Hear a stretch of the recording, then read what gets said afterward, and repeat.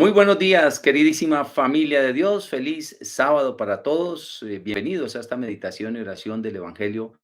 Gracias por estar presentes. Gracias por seguir compartiendo estos videos. Gracias por estar a los pies de la palabra del Señor. Bienvenidos los que por primera vez se vinculan. Esta es su casa, su familia. Pues los invito, como siempre, a que compartan estos videos con quienes ustedes crean que les puedan servir. Vamos de lleno con la lectura. Va a ser la primera lectura tomado del segundo libro de las Crónicas, en el capítulo 24, versos 17 al 25. Dice así la palabra de Dios. Después de la muerte de Joadá, los jefes de Judá fueron a rendir homenaje al rey, que les hizo caso. Abandonaron el templo del Señor, Dios de sus padres, y sirvieron a los cipos y a los ídolos. Por este pecado la cólera estalló contra Judá y Jerusalén. Les envió profetas para convertirlos al Señor, pero no hicieron caso de sus amonestaciones.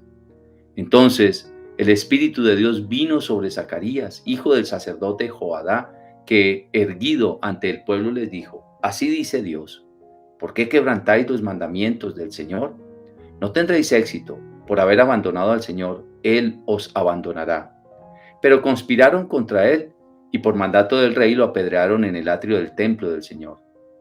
El rey Joás, olvidándose del amor que le profesaba Joadá, mató al hijo de éste, que murió, diciendo: Que lo vea el Señor y lo demande.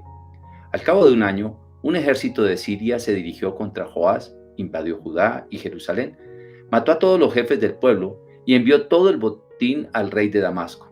El ejército de Siria contaba con poca gente. El Señor le entregó un ejército enorme por haber abandonado al Señor, Dios de sus padres. Así se hizo justicia con Joás. Al marcharse los sirios, dejándolo con múltiples dolencias, sus servidores conspiraron contra él para vengar al hijo del sacerdote Joadá. Hirieron a Joás en la cama y murió. Fue sepultado en la ciudad de David, pero no en el panteón real. Es palabra de Dios, te alabamos, Señor. Pues mis queridos hermanos, este texto, o una vez más, para los que no conocen un poco de historia de los reyes de Israel, pues es un poco complejo, pero fíjate que aquí también hay una historia muy interesante para nuestra vida detrás de estos acontecimientos. Recordemos que el rey Joás fue escondido en el templo, allí creció y de cierta manera, digamos que perpetuó el linaje del rey David, se cumplió la promesa del Señor y allí estaba, pero vuelve y se tuercen sus ojos a la luz de la gracia de Dios, se tuerce su vida espiritual. Y se tuerce su vida espiritual y comienzan a rendir cultos a ídolos. Es difícil que el pueblo se mantenga limpio de la idolatría. La pregunta para uno sería: ¿será que yo sí me puedo mantener limpio de la idolatría? ¿O será que sigo cayendo en idolatría de dinero, de personas o de diversas circunstancias de los cuales nosotros a veces somos idólatras, ¿no? A veces incluso la misma vanidad y tantas otras cosas las cuales nosotros podemos idolatrar. No obstante, pues el Señor tiene siempre una gracia y una corrección divina para sus hijos, para aquellos que les ha prometido bendición. ¿Qué hace el Señor? Pues el Señor finalmente permite que un ejército, el ejército de Siria, venga e invada a Jerusalén. ¿Por qué? Pues porque este hombre actuó de manera perversa. Mató al profeta Zacarías, lo dice aquí. Está su nombre aquí al principio, que es el hijo del sacerdote del templo. Zacarías viene a decirle al pueblo: oiga, ustedes se volvieron idólatras y el Señor no les va a permitir prosperar así. Pero le dio tanta rabia a este rey, Joás, que lo mandó a matar, lo mandó a apedrear, y por eso el Señor suscita que venga un ejército, el ejército de Siria, e invada el templo. Y finalmente un ejército que aparentemente era pequeño, pues lo hace crecer muchísimo el Señor. Y finalmente termina este rey siendo asesinado por sus mismos subalternos que se rebelaron contra él precisamente por la muerte de Zacarías. El Señor hace justicia. A veces parece que tardara, pero el Señor hace la justicia, porque siempre nos da la oportunidad de convertirnos, pero nos corrige y nos corrige precisamente para perfeccionar nuestra vida. Por eso, lo mejor que puede hacer nuestra vida es obedecerle al Señor en todos los aspectos. Y esto es algo que nosotros le deberíamos proclamar a nuestros hijos y a todos los cercanos. Oye, obedezcamos a Dios, parece que ahorita no pasa nada, pero en el futuro van a haber cosas difíciles para nosotros. Por eso, lo mejor es obedecer a Dios, no convertirnos por miedo, sino sencillamente porque Dios es un Dios bueno. Le queremos amar y queremos obedecer sus preceptos. Desafortunadamente, cuando nos volvemos idólatras, cambia nuestro corazón. Nos volvemos duros de corazón. Empezamos a saltar o a pasar por encima de nuestros propios principios morales, de nuestros propios principios espirituales. Y esto sí que los vemos en muchas familias católicas, que han sido católicas tradicionalmente y de golpe se vuelven idólatras, idólatras de un mundo de sexualidad desordenada, idólatras de mentiras, incluso comienzan a meter filosofías orientales en sus familias, en sus escuelas, en todos los lugares, y a pensar que no pasa nada, pero se vuelven idólatras. Y por eso el Señor hace una corrección divina. No nos extrañe que todas las cosas que están pasando en nuestra vida, en nuestro pueblo, en nuestra ciudad, incluso en el mundo entero, es una corrección divina, porque Dios nos quiere santos como Él. Vamos con la lectura del Salmo de este día, que va a ser tomado del Salmo 88. Y vamos a responder: le mantendré eternamente mi favor. Le mantendré eternamente mi favor. Sellé una alianza con mi elegido, jurando a David mi siervo: te fundaré un linaje perpetuo, edificaré tu trono para todas las edades. Le mantendré eternamente mi favor. Le mantendré eternamente mi favor, y mi alianza con él será estable. Le daré una posteridad perpetua y un trono duradero como el cielo. Le mantendré eternamente mi favor. Si sus hijos abandonan mi ley y no siguen mis mandamientos, si profanan mis preceptos y no guardan mis mandatos, le mantendré eternamente mi favor. Castigaré con la vara sus pecados y a latigazos sus culpas, pero no le reiteraré mi favor ni desmentiré mi fidelidad. Le mantendré eternamente mi favor. Gloria al Padre, al Hijo y al Espíritu Santo, como era en el principio, es ahora y siempre, por los siglos de los siglos. Amén.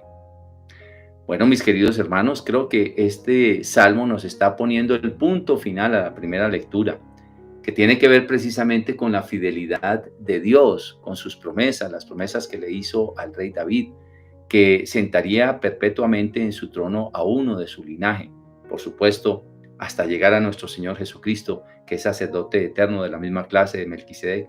Él es el que reina eternamente, porque Él es descendiente del rey David, así como la Santísima Virgen María y San José eran descendientes del rey David.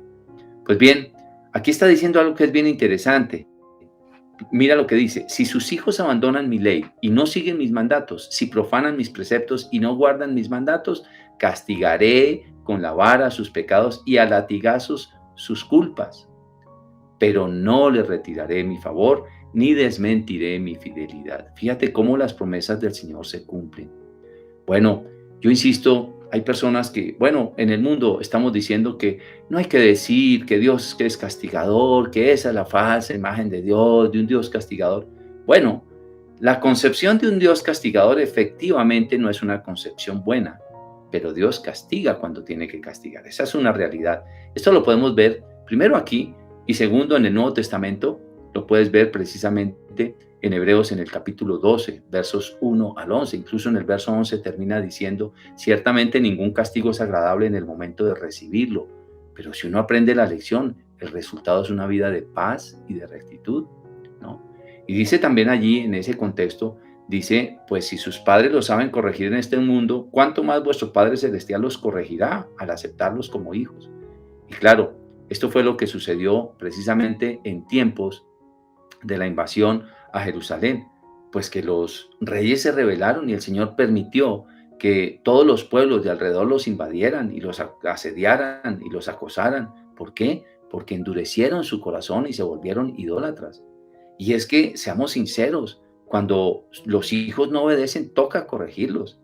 Ese famoso cuento que sacaron hace tal vez desde los años 80, un psicólogo cuyo nombre no me acuerdo en este momento, que ya falleció, que a los niños no se les podía corregir porque los frustrábamos. Pues por eso estamos como estamos, porque no hay una formación correcta en este mundo para todos nosotros. Desafortunadamente nos dejamos montar incluso de los niños y de los hijos, que ya amenazan a los padres, que si me castiga entonces llamo a la policía. Bueno, y entonces hemos perdido la autoridad porque el mundo ha querido hacer lo que quiere, discúlpeme la expresión, lo que se le da la gana. Y por eso el Señor, amándonos como nos ama, nos tiene que corregir. Y nos corrige de diversas maneras.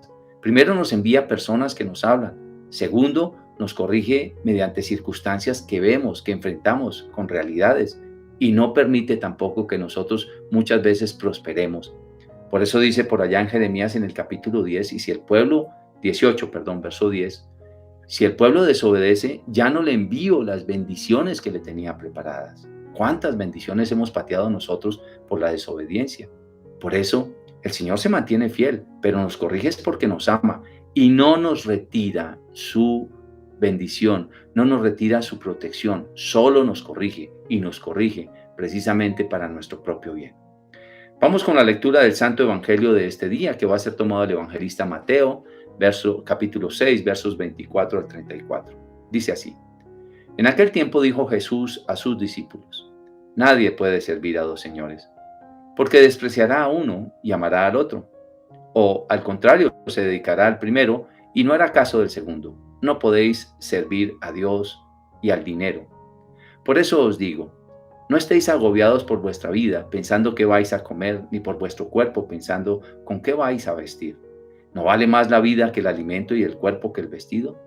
Mirad los pájaros del cielo, no siembran ni ciegan, ni almacenan, y sin embargo vuestro Padre Celestial los alimenta. ¿No valéis vosotros más que ellos? ¿Quién de vosotros, a fuerza de agobiarse, podrá añadir una hora al tiempo de su vida? ¿Por qué os agobiáis por el vestido? Fijaos cómo crecen los lirios del campo, ni trabajan, ni hilan, y os digo que ni Salomón en todo su fasto estaba vestido como uno de ellos. Pues si a la hierba, que hoy está en el campo y mañana se arroja al horno, Dios la viste así, ¿no hará mucho más por vosotros, gente de poca fe? No andéis agobiados pensando qué vais a comer o qué vais a beber o con qué os vais a vestir. Los paganos se afanan por esas cosas. Ya sabe vuestro Padre Celestial que tenéis necesidad de todo eso. Buscad sobre todo el reino de Dios y su justicia, y todo esto se os dará por añadidura. Por tanto, no os agobiéis por el mañana, porque el mañana traerá su propio agobio. A cada día le basta su desgracia. Palabra del Señor, gloria a ti, Señor Jesús. Pues este es uno de los evangelios que a mí más me gusta. Es un evangelio hermosísimo porque por un lado nos invita a tener la confianza en el Señor, pero por otro lado nos aterriza en nuestras realidades, que son muy claras. Una de ellas es que definitivamente nosotros vamos a morir, todos vamos a morir, de una o de otra manera. Un infarto, se va a caer un avión, te vas a atropellar, te va a dar un cáncer, en fin, de alguna cosa vamos a morir. Nosotros tenemos dos estaciones seguras, al menos una de ellas segura. La primera es un hospital y la segunda es la morgue. En cualquiera de los dos lugares vamos a llegar. Esta es la realidad más clara que tenemos los seres humanos. Así es de que nosotros, ¿por qué nos preocupamos tanto? Sencillamente porque hemos hecho de las cosas materiales una necesidad, o más bien de primer orden para nuestra vida, cuando el primer orden debería ser poner nuestra esperanza en el reino de los cielos, en Dios, en la paz, en su amor, en obedecerle, en estar cerca de Él. Claro, aquí dice: nadie puede servir a dos amos, porque o bien desprecia al uno o desprecia al otro. Y en este sentido sí que hay experiencias de todo tipo. Bueno, hay personas que dicen: bueno, yo estoy trabajando en esto, pero mientras tanto te puedo ayudar con esto otro en los raticos libres. Y resulta que ayudarlo en los raticos libres termina descuidando al uno o descuidando al otro. Siempre hay esa condición, siempre. Eso es indiscutible. Yo lo he vivido en mi vida en muchos momentos, con personas con las que he tenido la oportunidad de compartir. No, yo te ayudo mientras tanto, Juan, no, yo te ayudo en esto, ahí, por los laditos. Terminas tú pidiendo el favor y no tienen el tiempo, no lo hicieron porque estaban trabajando, porque el otro jefe les pidió esto, les pidió lo otro. Eso no puede ser así. Esa es una realidad. Nosotros no podemos servir a dos amos al mismo tiempo porque o descuidamos el uno o descuidamos el otro. Esa es la realidad más clara que tiene el ser humano. Pero aquí se está refiriendo a Dios y a las riquezas.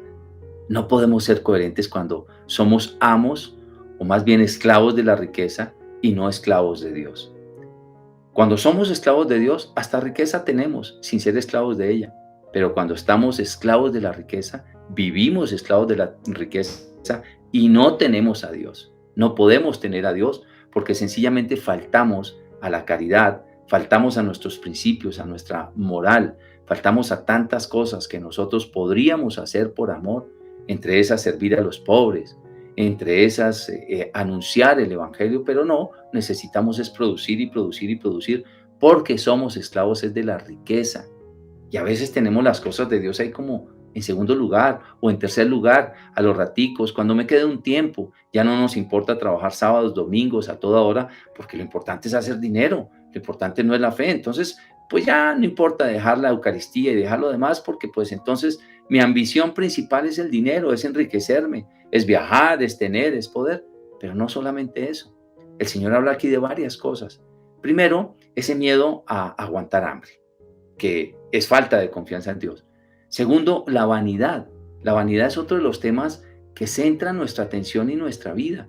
A veces hacemos todas las cosas por la vanidad, por vestirnos bien, por aparentar bien, por aparecer bien, por tener los mejores puestos, por ser estimado por los demás. Y entonces eso también se convierte en uno de nuestros jefes, esa vanidad. Hay que ver si una persona sale o no sale peinado o despeinada a la calle o excesivamente bien vestida, porque si no, no puedo salir. Y no importa que se demore y no importa que todo el mundo espere y no importa perder tiempo, pero yo tengo que salir bien arreglada a la calle, porque si no, entonces pues voy a perder mi encanto, ¿no? Eso es lo que sucede cuando nosotros hacemos de todas las cosas del mundo nuestro principal objetivo y no el Señor. Cuando nosotros tenemos al Señor no quiere decir que no nos arreglemos, que no nos vistamos, que no hagamos cosas, sí, también para parecer normalmente bien, pero no quitamos el puesto de Dios en nuestra vida. Por eso dice aquí, todo lo demás se os dará por añadidura. No es que no se os dará, es que se os dará como añadidura. Es decir, el centro de nuestra vida debe ser Dios y el resto son las añadiduras que te garantizo que llegan. Porque llegan, porque llegan. Desafortunadamente mucha gente siente miedo, desconfía de las cosas de Dios y cree que no va a llegar la añadidura. Pero cuando nosotros confiamos en el Señor y buscamos primero la justicia y el reino de Dios, las otras cosas van llegando poco a poco. Cuando tú eres una persona correcta, cuando tú eres una persona que ama, cuando tú eres una persona de profunda oración, mira, te ofrecen puestos, te ofrecen incluso cosas materiales. Ahora, tú no necesitas vivir de la misericordia. ¿Qué tal que nosotros los evangelizadores andáramos por ahí en la calle? Ay, deme, por favor, mire, por favor. No, sería terrible. Sería terrible porque nosotros también tenemos una dignidad de hijos de Dios. Así que a nadie le pedimos, pero Dios abre puertas de bendición. ¿Por qué? Porque nosotros tenemos nuestra confianza puesta en Él, pero además hacemos el bien y hacemos lo que nos toca hacer, lo que nos toca hacer. Claro, si a mí me toca trabajar, trabajo, por supuesto, pero siempre un trabajo para darle la gloria a Dios. Yo puedo trabajar, pero para darle la gloria a Dios. Pero además, también voy al culto, porque entonces por trabajar, entonces trabajo todo el día domingo y tampoco voy a misa, o trabajo todos los días hasta tarde y ni siquiera estoy con mi familia, o soy injusto en el trabajo con mis empleados, pues allá no estaría buscando entonces el reino de los cielos y su justicia. Entonces fíjate que no se trata de no hacer cosas de este mundo, no se trata de no trabajar, se trata más bien es de que ese no sea el centro de nuestra vida. El trabajo es una añadidura y es una obligación. Está ahí. Las cosas materiales van y vienen. Las podemos tener, sí. ¿Podemos disfrutar de la tecnología? Claro que podemos disfrutar. ¿Podemos disfrutar de las cosas materiales? Claro que sí, pero sin hacer de ellas nuestro Dios, que es desafortunadamente lo que el ser humano vive haciendo. Vaya, quítele usted a un niño, a un joven de 13 o de 14 años el celular por 8 días. No, eso hermano es escándalo tremendo, tremendo. Eso es la peor de las ofensas que nosotros les podemos hacer. ¿Por qué? Porque su Dios es el celular. Ahí está todo el centro de su vida. En el celular tienen todo. Bueno, dije un adolescente, pero ¿qué diremos de nosotros los adultos también? ¿Cómo nos desesperamos y nos morimos a veces sin tecnología? Porque estamos centrados en la distracción que el mundo nos ha querido presentar. Con esto no estoy diciendo que la tecnología es mala, cuidado con eso, porque no estoy exagerando. Lo que estoy diciendo es que tenemos que hacer el correcto uso de todas las cosas desde la gracia de Dios. Uno se debería preguntar, Señor, ¿esto sirve para algo? ¿Este celular realmente te puedo dar la gloria con él? ¿Puedo vivir sin él? ¿Podría dejarlo un día, 2 días sin él y podría existir o subsistir sin él? Pues claro que lo podemos hacer.